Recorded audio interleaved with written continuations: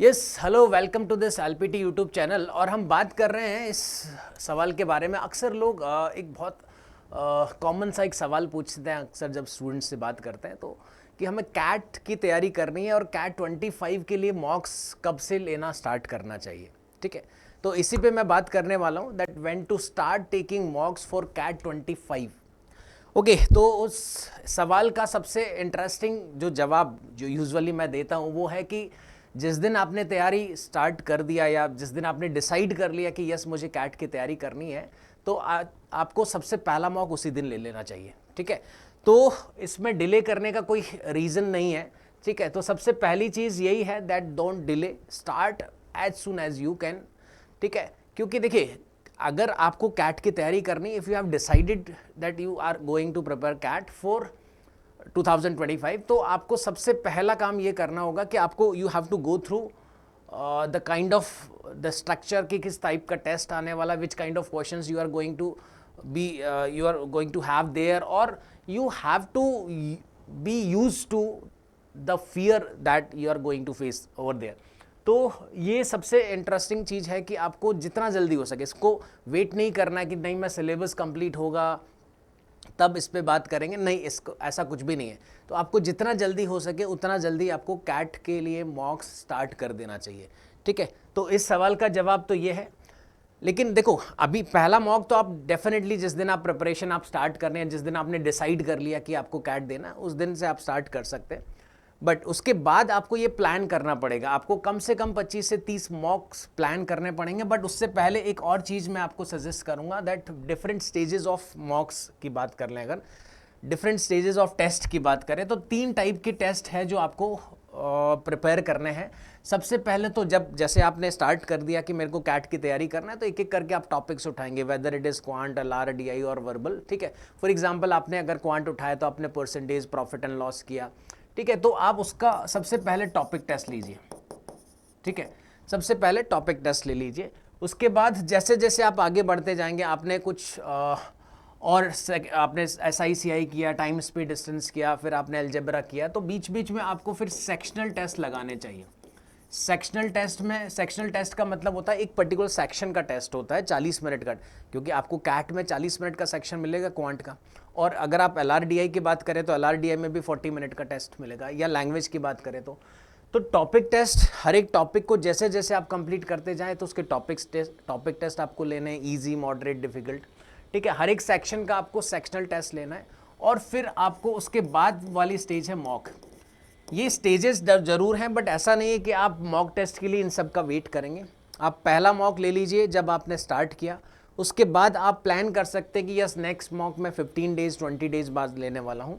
ठीक है, बट ये स्टेजेस आपके साथ के साथ चलती रहेंगी। ठीक है, सारी चीज़ें एक साथ आपको पैरेलली करते रहना पड़ेगा। ठीक है, तो आपने एक मॉक आपने ले लिया, अगला मॉक आपने प्लान किया 20 दिन बाद, 15 दिन बाद, लेकिन उसके बीच में आपने जो जो टॉपिक्स किए हैं उनके टॉपिक टेस्ट भी आपको लगाने हैं, और बीच में आपको सेक्शनल टेस्ट भी लेने हैं कि सारे टॉपिक्स का कंबाइंड एक सेक्शनल टेस्ट ले लेते हैं, जहाँ पे हम सिर्फ क्वांट का टेस्ट देने वाले हैं 40 मिनट का। मॉक टेस्ट का मतलब एक फुल लेंथ टेस्ट है जो 2 घंटे का टेस्ट होगा, जो एक्चुअल कैट के फॉर्मेट पे होगा। बट ये बाकी जो टॉपिक टेस्ट है वो आप साथ के साथ कर सकते हैं। ठीक है, इसके बाद नेक्स्ट जो है, जितने भी जो मैं बात कर रहा हूँ कि पहला टेस्ट आपने मॉक ले लिया, बट उसके बाद वाले जो टेस्ट है, फॉर एग्जांपल एक सजेशन मेरा ये है कि जैसे मैंने बोला कि 25 से 30 आपको मॉक करने चाहिए। ठीक है, मिनिमम 25 बट 30 तक आप ले सकते हैं। तो आप ये सोचो कि आप जो मैं बात कर रहा था कि you have to get used to that fear, तो उस तरह का आप अगर उस तरह के एनवायरनमेंट में 25 बार 30 बार रहेंगे, कैट जो देने वाले हैं जिस तरह के, ठीक है, फॉर्मेट में, उसमें आप कम से कम 25-30 बार आप प्रैक्टिस कर चुके होंगे। ठीक है, तो आपको उसकी एक बहुत अच्छी खासी प्रैक्टिस हो जाएगी।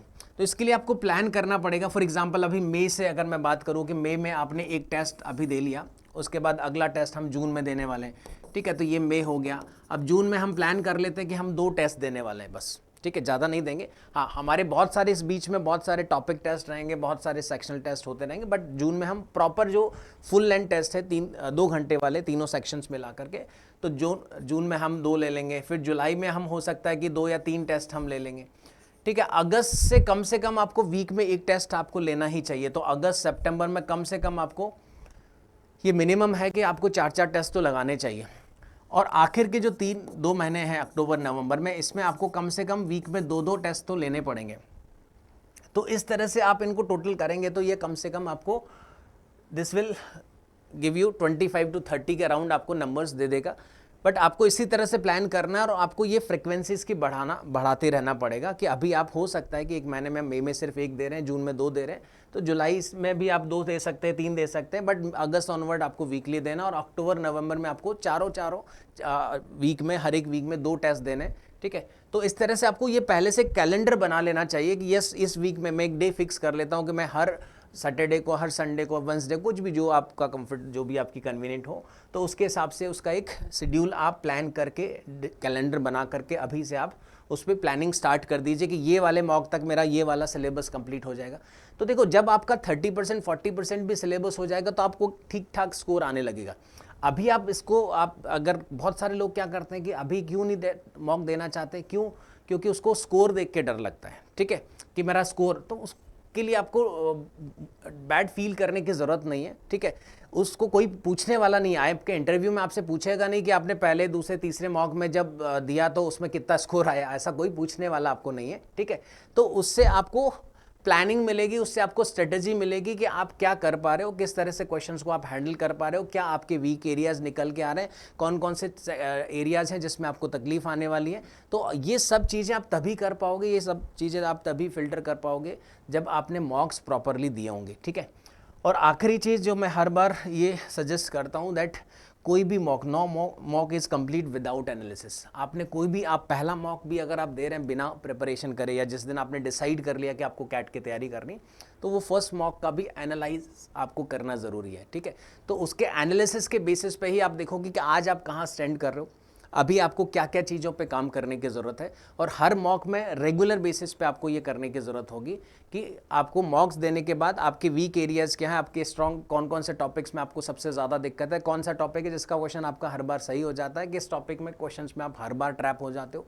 ठीक है, अगली बार आपको क्या स्ट्रेटेजी लगानी, क्या इस टाइप के और क्वेश्चंस प्रैक्टिस करने की ज़रूरत है। ठीक है, तो आप मॉक्स दोगे, उसको एनालाइज करोगे, देन स्ट्रेटेजाइज करोगे। ठीक है, एंड देन अगला मॉक देने वाले हो। ठीक है, तो ये रेगुलर बेसिस पे आपको करते रहना पड़ेगा। ठीक है, तो ये मेरी तरफ से है मॉक्स के लिए कि मॉक्स आपको कब देना है। तो सिंपल सी बात है कि जितना जल्दी हो सके स्टार्ट करिए, प्लान करिए। अभी आप फ्रिक्वेंसी कम कर सकते हैं, बट बाद में आपको फ्रिक्वेंसी बढ़ा लेना चाहिए। ठीक है, तो इसी के साथ wish you all the best. Thank you.